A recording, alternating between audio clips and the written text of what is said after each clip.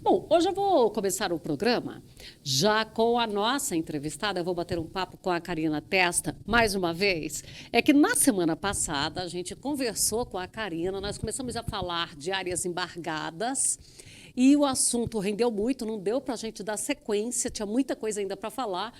Prometi trazê-la de volta. Eu até preciso me desculpar, porque tinha ficado marcado para segunda-feira. Eu precisei uma alteração. Karina prontamente considerou essa alteração e aqui está hoje para nós falarmos, então, de áreas embargadas. Karina, você falava já na semana passada de várias situações, porque não é apenas uma área. Tem aquela área que é produtiva, tem uma área que ela é uma de reserva. E dentro dessa reserva tem as APPs, tem uma série de situações. Qual é o procedimento geral? Isso mesmo, Fabélia. A gente tem que sempre se atentar ao fato do qual área dentro do imóvel que foi embargada. Esse embargo ele pode surgir, igual a gente já tinha conversado, sobre vários motivos. Um desmatamento ilegal, uma atividade irregular, enfim. Se esse embargo ele ocorreu dentro de uma área de reserva legal, dentro de uma área de preservação permanente, que são áreas protegidas dentro desse imóvel, provavelmente ele é decorrente de um desmatamento ilegal. O proprietário do imóvel, o produtor rural, às vezes desmatou aquela área de reserva legal ou de APP, o órgão ambiental foi lá, fez a fiscalização, aplicou um auto de infração, aplicou uma multa e, além disso, lavrou esse termo de embargo. Nessas áreas especificamente, que são áreas protegidas, para você conseguir desembargar essas áreas, você precisa regularizar a situação do imóvel. Então, você vai precisar, às vezes, contar com um profissional da área ambiental para elaborar um plano de recuperação de área degradada para apresentar para o órgão ambiental, recuperar aquela área e desembargar. E aí, isso é um ponto muito interessante, porque se o embargo ocorreu só naquela área, aquilo não vai prejudicar a sua produção dentro do imóvel. Só pode ficar embargada a área onde de fato está irregular. E aí a gente vê que existem muitas situações que o órgão ambiental ele deixa de especificar isso no termo de embargo. Ele vai lá e coloca, por exemplo, que a área do imóvel rural tal está embargada. Aí ele vai comercializar. Subentende tudo. Exatamente. Vai lá comercializar o grão dele, a empresa que está comprando, adquirindo dele, vai lá e consulta áreas embargadas, está lá o imóvel dele com a área embargada e vai falar, não, o seu produto eu não posso comprar, porque eu comprando produto de área embargada, eu também estou cometendo uma infração ambiental. E aí você vai ter dificuldade para comercializar o seu produto. Então, se atentar nesse fato de que, no termo de embargo, o órgão ambiental ele precisa especificar qual que é a área que foi embargada. Então, ele tem que colocar as coordenadas geográficas, apresentar o polígono, né, delimitar qual é a área que está embargada. E aí tem o fato, como você mesmo comentou, de talvez ser uma área que seja passível de conversão, não é uma dessas áreas protegidas. Eu decidi abrir uma área, preciso da licença para abertura de área, mas está demorando lá, acabei abrindo a área sem a licença. O órgão veio, também me autuou, embargou a minha área. Aí, nessa situação, o que pode ser feito para desembargar essa área? Porque é uma área que está disponível para você no seu imóvel. Então, não é uma área que você vai precisar, de fato, recuperar. E aí, isso é uma discussão que a gente vem já há muito tempo trazendo perante o órgão ambiental. Por que eu vou recuperar uma área que depois eu posso solicitar a licença para desmatar ela? Então, a gente vai junto ao órgão ambiental, argumenta nesse sentido para fazer o quê? Uma compensação em relação ao que ocorreu naquela área. Eu tenho, às vezes, um excedente de vegetação no meu imóvel em outro local que não é tão interessante, que às vezes não tem um relevo, um solo muito bom. Então, eu vou propor para o órgão ambiental, olha, em relação a essa área que eu desmatei irregularmente, mas que ela é passível de conversão, eu vou transferir, vou compensar nessa outra área que tem vegetação nativa. E aí você vai junto ao órgão ambiental, pode firmar, por exemplo, um termo de compromisso ambiental, um termo de ajustamento de conduta, e aí vai suspender o embargo até ficar regular essa situação dentro do seu imóvel.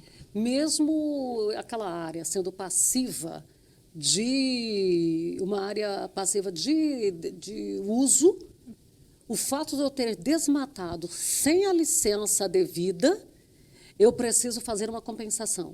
Sim, e aí o que entra nesse ponto? Uma discussão muito grande que a gente tem e que tem uma legislação agora nova aqui do estado de Goiás sobre essa regularização desses passivos ambientais. Por quê? Se eu tenho a área no imóvel disponível para mim desmatar, o órgão ambiental às vezes tem uma demora excessiva para liberar aquela área para mim. Eu desmatei irregularmente. Quando o órgão ambiental ele vai no momento para fazer a fiscalização do meu imóvel, ele pode ou não aplicar o embargo. Por quê? O embargo tem duas situações. Ele pode ser uma medida que o órgão ambiental vai adotar para impedir que você continue cometendo dano ambiental. Então, de forma imediata, ele vai embargar a sua área. Lá no momento da fiscalização, já vai lavrar o termo de embargo. Ou pode ser uma medida de sanção, uma punição porque você fez aquilo naquela área e não poderia. E aí, esse embargo sancionatório, ele só pode ser feito pelo órgão ambiental depois de todo o processo administrativo. Então, lá no final do processo administrativo, constatando que, de fato, aquela área não poderia ser utilizada, ele vai manter o embargo até a regularização. E aí é esse ponto que a gente tem batido, tem argumentado perante os órgãos ambientais. Se a área é passível de conversão, por que o órgão ambiental ele está embargando no momento em que ele faz a fiscalização? Então, a gente discute isso, por quê? Porque tem medidas que o produtor rural ele pode se valer para o quê? Por exemplo, compensar essa área e não impedir que ele produza naquela área que ele desmatou. Então, tem que ficar atento a isso, porque às vezes você deixar isso passar. O órgão ambiental ele lavrou o termo de embargo no momento da fiscalização e eu não vou recorrer daquilo. E aí você aguardar até o final do processo, a gente não sabe quanto tempo aquele processo vai durar. E aí você, às vezes, pode ficar impedido de produzir na sua área num local que você tem possibilidade de produzir, né? Que é uma área passível de conversão, que ela está lá disponível para uso. Então, a gente tem que se atentar a essas questões. Foi irregular? Sim, foi irregular porque não tinha a autorização do órgão, não tinha a licença. Mas é uma área que você pode solucionar aquele problema. E aí a gente tem que ver dentro do imóvel rural, dentro da condição de cada produtor, de cada situação, a gente tem que ver qual que é o melhor procedimento para a gente regularizar a questão ambiental do imóvel. Aqui em Goiás, com algumas alterações da legislação ambiental, algumas situações ficaram com situação autodeclaratória. Isso aí entra no autodeclaratório ou não? Não, esse não entra no autodeclaratório. A não ser que você vai ter que observar aquela data de dezembro de 2019, porque você vai declarar para o órgão, sim, aquela questão dentro do seu imóvel, o que aconteceu, mas o órgão ele vai ter que confirmar aquilo. Ele vai avaliar para ver se de fato o que você está falando está correto. Por mais que essa autodeclaração, o que ela seria? Você vai confessar que você fez aquilo. Então, olha, não, eu desmatei de forma irregular, estou declarando isso para o órgão ambiental para ser mais rápido o meu processo de regularização. Se eu tenho um auto de infração e às vezes eu quero discutir aquilo dentro do auto de infração, não seria talvez tão interessante você fazer essa autodeclaração. Então, vai depender confessar um crime também, da situação, exatamente. Vai depender de cada situação. Cada caso é um caso, a gente tem que analisar de acordo com o que aconteceu no imóvel, né? E aí, às vezes, tem aquela situação, como a gente estava mencionando no programa passado, de limpeza diária. Você tem limpeza de pastagem e que o órgão, às vezes, ele acusa aquilo como supressão de vegetação em estágio de regeneração. Até você provar que focinho de porco não é tomada... Já foi o boi com a corda. Exatamente. Então, aí o que acontece? Eu falo assim que o produtor ele também tem que ficar ligado em muitas situações. A gente tem agora essa semana, saiu um comunicado da secretária estadual de Meio Ambiente, a Andrea Vulcanes, de que muitos proprietários de imóveis rurais estavam fazendo aquela declaração de inexigibilidade da limpeza de pastagem. Só que quando eles iam conferir a poligonal onde ia fazer a limpeza de pastagem, na verdade era uma área de vegetação nativa, mata fechada. E aí o que eles fizeram agora? O que eles decidiram? Você não vai mais solicitar essa declaração de inexigibilidade para limpeza de pastagem. Agora o órgão ambiental ele tem que te autorizar a fazer a limpeza de pastagem. Então você vai lá no sistema IP, junto com o seu consultor ambiental, você vai colocar a poligonal que você pretende limpar, o órgão vai analisar e vai te autorizar. Por quê? Para impedir que ocorra isso. Então, muitas vezes acaba ocorrendo essa situação e aí o órgão ambiental ele fica ligado naquele ponto. Solicitou limpeza de pastagem. Vamos conferir se foi mesmo limpeza de pastagem? Se não foi desmatamento? E aí tem um boom de infração ambiental em relação à limpeza de pastagem. Por quê? Você limpou a área, tem como o órgão saber o que tinha lá depois que você limpou? Não tem exatamente como ele saber, mas ele vai olhar a imagem de satélite. A depender da imagem que ele tem disponível no satélite, ele pode confundir. Tem lá muito praga, tem muita planta invasora. Já está virando uma capoeirinha já. Exatamente. Aí ele vai falar assim para você, não, isso aqui era regeneração de vegetação nativa. Você tinha que ter solicitado uma licença para desmatamento e não para limpeza de pastagem. Então, você tem que tomar esse cuidado. Quando você for fazer limpeza de pastagem, registrar isso com o seu consultor. Fotografar, fazer um inventário ali daquela área, demonstrar que, de fato, aquilo é pasto sujo e não vegetação nativa, para não ter esse problema lá na frente. Karina, outra coisa. O produtor recebe essa notificação, porque às vezes ele recebeu uma notificação, às vezes uma autuação. E ele olha, eu não vou pagar isso aqui, eu não tal. E aquilo passa um prazo, quando de repente ele começa a ter esse confronto na hora que ele vai entregar um boi, na hora que ele vai entregar um grão. É importante que cada documento que é recebido na propriedade, recebido na contabilidade, seja seguido adiante, seja olhado com muito critério, dentro de um prazo o mais rápido possível. Com certeza, Fabélia. E isso acontece muito porque, às vezes, ele recebe uma notificação, não o auto de infração ainda, recebeu uma notificação para ele apresentar algum documento para o órgão. Ele foi e deixou aquilo meio sem dar muita atenção, depois vem o auto de infração porque ele não apresentou. Tem também a questão de, às vezes, dentro do procedimento lá que você está fazendo no sistema lá do órgão ambiental, o seu consultor ele vai lá e faz um requerimento para supressão de vegetação nativa. Às vezes faltou alguma documentação, alguma exigência, e aí gera uma pendência para o seu consultor ele ir lá e regularizar aquela situação, apresentar a documentação. Perdeu o prazo, sua licença não vai sair. Então tem que ficar atento a isso. Por quê? Igual o termo de embargo. Geralmente, quando ele é lavrado no momento da fiscalização, se o produtor ele não está lá no imóvel, ele vai ser mandado junto com o auto de infração através do correio. Através do correio, dependendo de quem te autuou, se foi a Secretaria Municipal, se foi a Secretaria Estadual de Meio Ambiente ou se foi o IBAMA, o procedimento ele vai ser diferente. Se foi a Secretaria Municipal, você já vai ter um prazo lá para apresentar a sua defesa.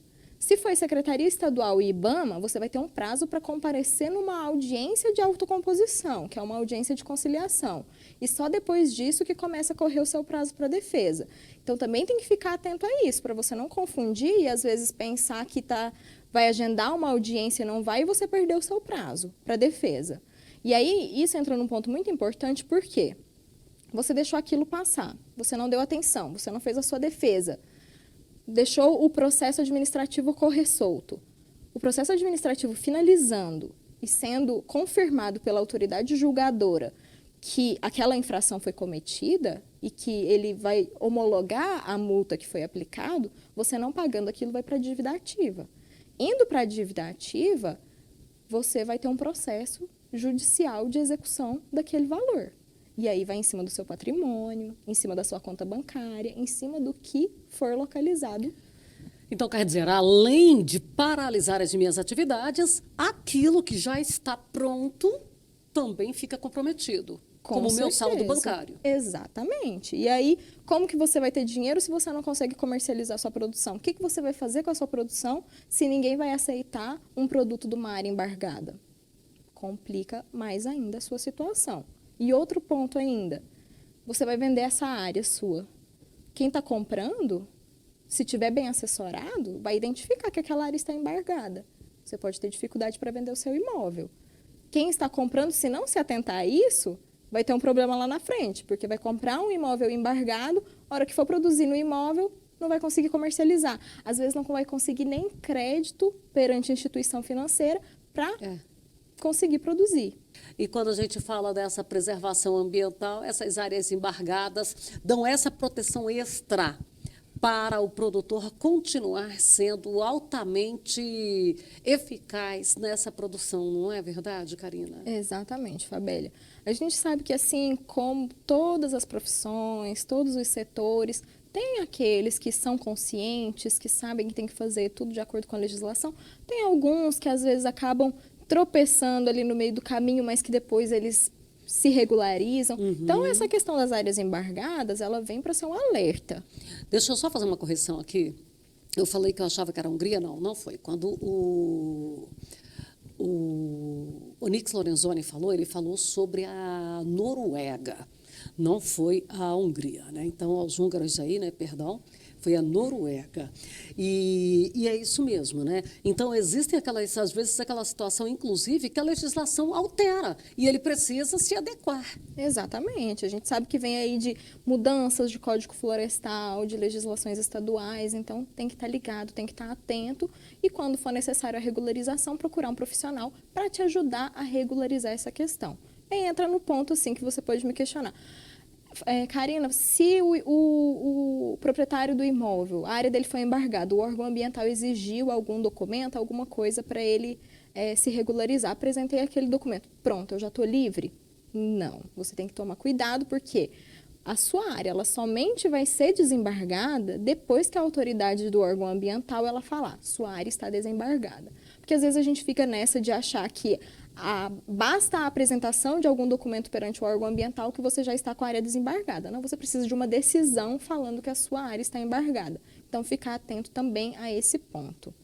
Outra coisa, precisa ficar atento também naquela compra de mudas, porque tem que plantar e ter todo um zelo no desenvolvimento dessas mudas, né? Com certeza. Se for uma área de reserva legal e de APP que você vai precisar regenerar a área, você vai fazer o plantio, o seu consultor, o seu engenheiro ambiental, o seu engenheiro florestal, aquele que fizer para você o projeto, para você recuperar aquela área, ele vai ter um cronograma lá de tudo que você vai precisar fazer e acompanhar, porque não basta você plantar e esquecer.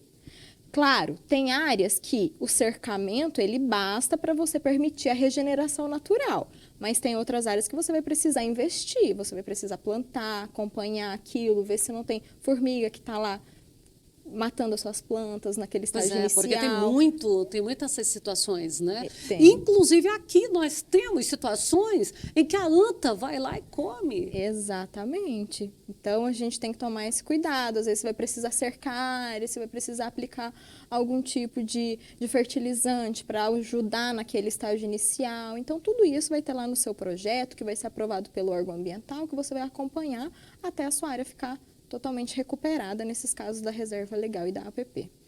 E nesses casos, às vezes eu posso levar ali de 5 a 8 anos para uma recuperação total. Sim. Eu consigo esse desembargo mais cedo?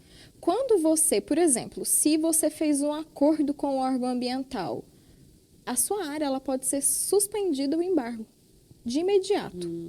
E aí o órgão ambiental ele vai acompanhando se você vai estar cumprindo aquilo que você acordou com ele. Como se fosse um TAC ali. Exatamente, é como se fosse um TAC, que você tem um compromisso de cumprir com aquilo que foi observado e, em contrapartida, você tem a liberação do embargo. Aí tem que ficar atento a isso para você também não descumprir aquilo e acabar tendo um problema em relação a um documento que você firmou com o órgão ambiental ou com o Ministério Público. E também tem que observar os casos, por exemplo, de anteriores, mais antigos, de reserva legal, por exemplo. A gente tem um programa de regularização ambiental, que você adere e aí você pode ter um prazo de até 20 anos para você realizar essa recuperação dessa área e regularizar a sua reserva legal. Então, também tem essa questão. Às vezes, você nem foi autuado ainda, mas você está lá dentro do seu CAR. Você declarou lá a área do seu imóvel, o que é APP, o que é reserva legal. Está com déficit de reserva legal. E dentro das situações lá, você pode se enquadrar nesse projeto de regularização ambiental, que é o PRA, então você vai ter esse prazo maior para também fazer isso. Que aí você tem um custo menor por ano também, né? Então, um prazo de 20 anos, você vai recuperando 1/10 a cada ano, uma parte a cada ano, para você também não ter um custo muito alto. De forma que vai ficar ali diluído mas é preciso fazê-la. É preciso fazê-la. A gente sempre fala que o imóvel, o produtor rural do brasileiro, de um modo geral, ele é sustentável. Por quê? Porque ele tem as áreas lá de reserva legal dele, ele usa plantio direto, ele tem uma série de técnicas que auxiliam nessa preservação do meio ambiente, mas ele tem que se atentar a essas questões da lei, né? Se o percentual de reserva legal está ok, se as licenças dentro do imóvel dele estão ok, para não ter nenhum tipo de problema e depois ser julgado porque o produtor rural ele desmata o meio ambiente. Não é bem assim. Então, a gente tem que ficar tomando cuidado com essas questões. Karina, muito obrigada. Acho que hoje a gente falou um pouco mais sobre esse assunto e sempre que tiver alguma novidade, já traz para a gente. Com certeza, Fabélia, é um prazer imenso estar aqui e compartilhar de informações com os produtores rurais, que a gente sabe que eles estão de olho em tudo, eles sabem disso, eles contribuem com tudo no nosso país, então a informação clara para eles é sempre muito importante.